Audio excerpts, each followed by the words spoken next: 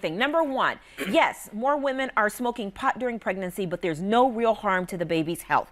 Is that fact or fiction? I'm going to say fiction. I'm going to go with fact. So I'm looking at all you people that are saying facts. So this is the thing. So it is a fact. More people are smoking pot. Hold on. But it is fiction that it is not harmful to the baby's health. There we go. Yes. So Thank this is the thing. So there are a lot of good medical indications for marijuana when you're not pregnant. So most people will use marijuana when they're pregnant for morning sickness. It does help some people. Really? But it can cause what they call cannabinoid hyperemesis syndrome, where it makes it worse. And they've actually discovered that when women smoke pot, marijuana, whatever you want to call it, that the kids later on can have increased risk of ADHD, anxiety, depression, short stature as well. So short stature? Short stature, yep. You can have kids that's like that high. Little like short anxiety. And they're probably hungry all the time. Exactly. So they're short and fat. So. Okay, short and fat. All right, no. Number two, here we go. It's more dangerous to get piercings down below than to get piercings on other parts of the body. That's got to be fact. I'm going fact with you, Val. What do you think, audience? That's actually fiction. It's fiction. Fiction, yeah. So this is the deal. Down below, forgive my voice, but down below you have a lot of blood supply. And anywhere you have more blood supply, you have quicker healing and a less of a risk of infection. And so they actually heal faster and they don't get infected as often. Now, there's one caveat to that. There's a piercing called the Prince Albert or the Princess Albertina. Google it if you don't know what it is. Oh, come on, I was just gonna, I was told not to ask. Bad news. Because I was going to ask. Oh, no, bad news. But when you get that, there's an increased risk of urethral obstruction, and so you can have painful urination, urinary retention, bladder infections, kidney infections. So the Prince Albert we got the and point. Princess Albertina, no. Why would anybody want to do that? That's what I do want to ask that. So actually it's supposed to heighten sensuality in certain parts of the body. So like people who have a difficult time having orgasms find that they tend to have more orgasms with these piercings. All right, fine, I'll do it. Go for it. I'm kidding.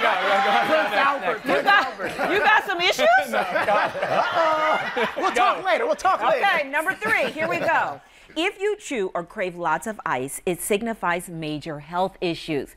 I'm going to say, I don't know if it's major, though. This is a trick. I'm going to say fiction. You know what? It causes some issues, but I don't know if they're major. I'm going to go with fact. So it is a fact. It is a fact. Now, it's not a given. It's not a given, but it's what they call pica. So pica is when people want to eat things that are inedible. And in particular, this one is called pagophagia. It's just this desire for ice. Usually when you have that, it's because there's iron deficiency anemia. So in and of itself, that's not a huge deal, but you can have iron deficiency anemia with larger conditions like colon cancer and things like that. So if you do have pagophagia, talk to your doctor. You can have anemia.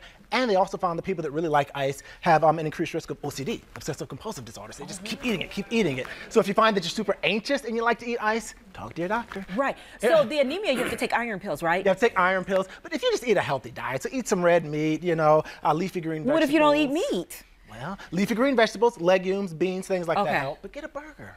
Okay, all right. Get a burger. All right, number four, actress Hilary Duff had a delightful placenta smoothie after recently giving birth. This is something all new mothers should do. Fiction! No way. No way. You guys are so judgmental.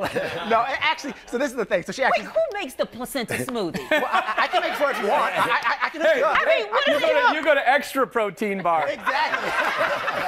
I mean, do they just bring a blender into the delivery room once that thing comes out and plop it in there?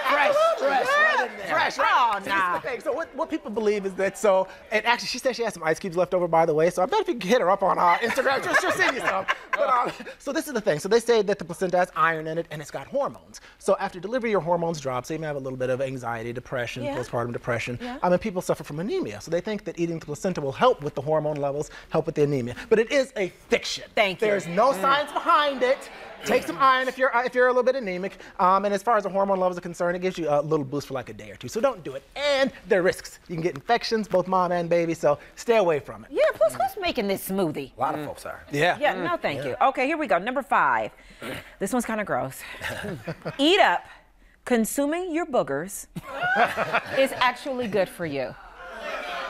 This better be fiction. It's got to be fiction. You know what? It's actually fact. Oh, that's That's just gross. That's gross. You are too judgmental, Val. This is the deal. So Number one, boogers are nothing but dried mucus, right? Yeah. Mucus is 95% water, so it's a good source of water. It's important to hydrate. But you just said it's dried up. But there's still water in there. Number two, the other 5% is what we call lysozyme, mucin, and immunoglobulins, and they help to fight infections. And so actually, it's crazy as it sounds, eating boogers, maybe I should have done it last week because I'm a mess now, actually will keep you hydrated and help to fight infection. Doc, Okay, isn't fine. there better modern medicine these days? No, sir. Get Sometimes water and electrolytes. the old ways are better, Ryan. Just like we used to do when we were kids. I was about to say, so all these kids have got it right. They got it right. I'm gonna go behind this TV right now and start doing it now. Oh, God. Okay, here we go. Number 6. Drinking tea or coffee during pregnancy will affect the baby's size. That's a trick question. It sounds like it could be a fact. I'm going to say fact, too. It's fact, it is. And so basically, it comes down to caffeine. Now, you can drink caffeine while you're pregnant, and the American College of OB-GYN and the World Health Organization say go for it, no problem. But caffeine does cause blood vessels to constrict, and so you get less blood supply to the placenta. Less blood supply means less oxygen, less nutrients, and they tend not to grow as well. And so they found for basically every 100 milligrams of caffeine you drink per day, the baby's going to be half a pound lighter. So if you do like 200 milligrams per day, a pound lighter. So at birth, basically. At birth, yeah, but it doesn't they'll affect, grow later. They'll catch up, and it doesn't affect them emotionally, mentally. It doesn't affect their development in any way. So how many cups of coffee should a pregnant woman have? No more than one. They say 12 ounces of caffeine a day, right? A day, no more than One cup a of day. coffee So 1 cup of coffee or What soda. about wine? None. No wine. No wine? No. wine. They say that you can have wine now. Well, this is the thing. No, they actually recommend that you don't because they don't know what that threshold is for fetal alcohol syndrome. It could be 8 ounces, could be 7 ounces. And Nobody people knows. metabolize it differently, so you may be able to metabolize it well and the baby's not affected and other people might not. Pot. Pot. Zilch. We've already done this now. All right. No pot, one cup of coffee, and no wine. All right. You got that all, you pregnant your mamas out placenta there? smoothie. Yeah, and drink your placenta smoothie. No, thank you. All right. Good to see you. And eat your boogers. Good to see you both.